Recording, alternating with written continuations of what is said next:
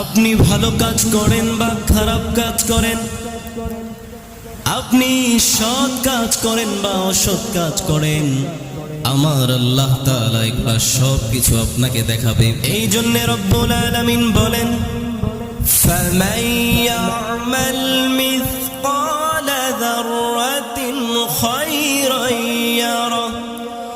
রব্বুল আলামিন বলেন, যে বান্দা বিন্দু পরিমাণ সৎ কাজ করবে, যে বান্দা বিন্দু পরিমাণ ভালো কাজ করবে, হাশরের ময়দানে আমার আল্লাহ তাআলা এগুলা সব কিছু তাকে দেখাবে। শুধু তাই নয়, রব্বুল আলামিন অন্য আয়াতের মধ্যে জানায়া দিলেন, ওয়া মান ইয়ামাল মিসকালা যাররাতিন শাররান ইয়ারা।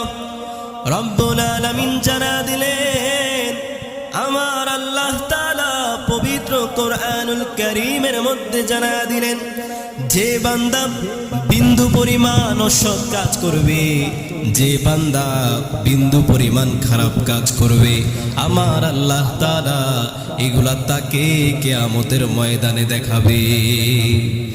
এই জন্য আপনার করতে হবে ভালো কাজ, এই জন্য আপনার করতে হবে সৎ কাজ। যদি আমরা সৎ কাজ করে দুনিয়ার জমিন থেকে যাইতে পারি, হয়তো এই সৎ কাজের ওয়াসিলায় আপনি আমি জান্নাতে চলে যাইতে পারবো।